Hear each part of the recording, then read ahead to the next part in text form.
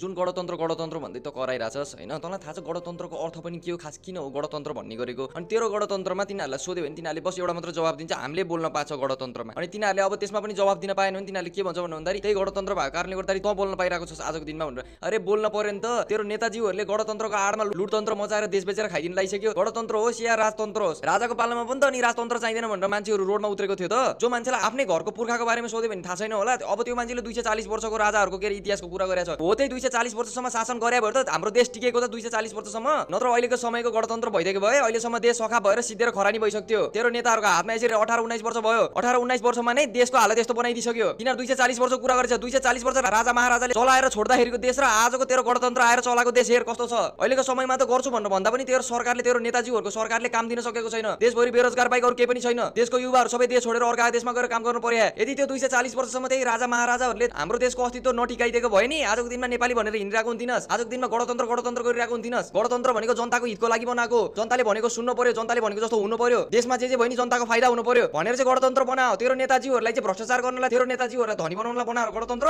गणतन्त्र आएर कोलाई फाइदा भयो अहिलेसम्म तेरो नेताजीहरुलाई भएको छ अरु कोलाई फाइदा भयो भ्रष्टाचारी गर्नेहरुलाई फाइदा भएको छ अरु कोलाई भयो तँलाई भयो फाइदा तँलाई मिडियामा एकछिन के 2 मिनेट आएर बोले जस्तो हुन्छ तेरो गणतन्त्रले देश जिताइसक्यो थाहा छ तँलाई हेरे देशको हालत कस्तो छ अहिले राजावादीको कुरा हैन के भाइ हामी देशवादी हो देशवादी हाम्रो देश बिग्रियो सिद्धियो खतम भयो भनेर चाहिँ बोलिरहेको छौं हिजोको दिनमा जनयुद्धमा लडेको मान्छेले पनि आज आएर चाहिँ हामीले ठुलो गल्ती गर्यो भनेर भनिरहेको छन् किन थाहा छ हिजोको दिनमा त्यो जनयुद्ध यही गणतन्त्रको लागि गरेको तर आज यही गणतन्त्र त्यही मान्छेहरु माथि भारी भइराछ दुई छाक राम्रोसँग खाना पाएको छैन काम पाएको छैन बच्चा-बच्ची पढाउन सकेको छैन अनि के फाइदा भयो त नि गणतन्त्र भएको बोल्न पाएर मात्र भयो त बोलेर खाना पाइन्छ जुन गणतन्त्रले चाहिँ देशको भविष्य नै खतरामा पर्छ भने के काम त नि त्यस्तो गणतन्त्र कमसे कम राजशासन आए भने मान्छेहरु नियम कानुन भित्र बसेर काम त गर्छन् मान्छेलाई अलिकति भए नि डर त हुन्छ अहिलेको समयमा कसैलाई केही चीजको डर छैन देखा छैनस् मिडियामा यो पड्काइदिन्छु र त्यो पड्काइदिन्छु राजालाई गएर झापडा हान्दिन्छु यो गणतन्त्रले दिएको बोल्न दिएको चीज यही हो हैन आफ्नै देशको राजाको कुनै पनि इज्जत छैन सम्मान छैन राजा गद्दीमा बस्नु भए पनि नभए पनि देशको राजा भनेको त राजा हो नि छैन किन भन्नु भन्दाखेरि हामीसँग त गणतन्त्र छ नि त लुट्दै नि भयो भ्रष्टाचार मचाइदिए पनि भयो हैन जे गर्दै नि भयो नि गणतन्त्र हो नि त अनि तेरो गणतन्त्रमा भएको संविधानलाई नि तेरै नेताजीहरुले मान्दैन सबभन्दा पहिला कुरा त तेरो नेताजीहरुले मान्ने भएको भए अनि आजको समयमा यत्रो भ्रष्टाचार हुन्थ्यो जब राजतन्त्र थियो नि राजतन्त्र हुँदाखेरि कमसे कम देशको मान मर्यादा इज्जत त थियो आजको दिनमा त्यही मान मर्यादा इज्जत पनि तेरो नेताजीहरुले बेचेर खाइसक्यो अमेरिकाले के भनेको त सुनेको छैन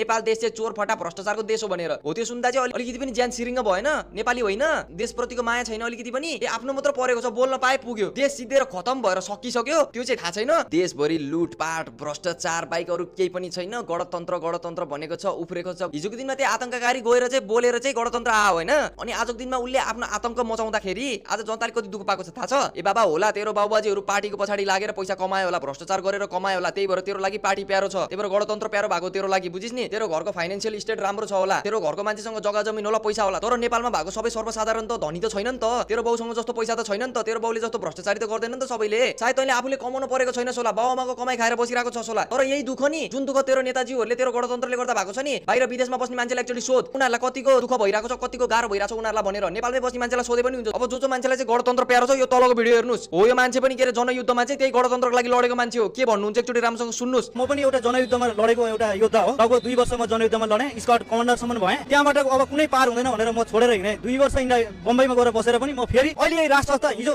राजाको विरुद्धमा हामी चाहिँ नाराबाजी गर्दै गणतन्त्र ल्यायौं तर त्यति बेला हामी भ्रममा थियौं बल्ल अहिले आएर बुझ्न थालियो सत्य के हो देश बचाउन चाहिँ के गर्नु पर्दो रहेछ अनि बल्ल थाहा भयो आज पछुतो लाग्छ ती दिनहरु सम्झिँदाखेरिमा रुन मन लाग्छ महाराजलाई भन्न चाहन्छु हे महाराज यो देश अब सिद्धिन लागिसकेको छ बचाउन आउनुस् यो देशलाई बचाउनुस् अब नभएदेखि यो युक्रेन पनि हुन सक्छ अफगानिस्तान पनि हुन सक्छ हाम्रो नेपाललाई बचाउने अब तपाईको काँधमा आएको छ सरकार आउनुस् हामी साथमा दिन्छौं सबै नेपाली जनताहरु जागिसकेका छन् यही भन्न चाहन्छु कस्तो लाग्यो त नि कुरा जो मान्छे हिजोको दिनमा त्यही गणतन्त्रको लागि लडेर हिँडेको मान्छे आज बाटोमा आएर रोइरहेको छन् जुन गणतन्त्र चाहिँ जनताको लागि हुनुपर्ने उनीहरुले अब त्यही गणतन्त्रलाई चाहिँ रुटतन्त्र मचाउनलाई प्रयोग गर्दै नि त हो त्यो कारणले गर्दाखेरि यतिको दुःख पाएको छन् रुन मात्र सकेको छैनन् यति धेरै दुःख र कष्ट छ देशमा अनि गणतन्त्रले के दिएको छ भनेर भन्दाखेरि बोल्न दिएको छ नि त बोल्न पाएको छ त्यति मात्र हो अरु त केही छैन बाकी फाइदा र रमाइलो भनेको त तिम्रो नेताजीहरुलाई मात्र छ अरु सर्वसाधारणले त पाएको भनेको त्यही दुःख मात्र हो बुझ्यौ नि हो त्यही कारणले गर्दाखेरि आजको दिनमा मान्छेहरुले आएर चाहिँ हामीलाई राजा चाहियो हामीलाई राजतन्त्र चाहियो भनेर भनेको बुझेको छैन भने भन म अर्को भिडियो बनाएर पनि के म सम्झाइदिन्छु जय नेपाल जय राजतन्त्र धन्यवाद।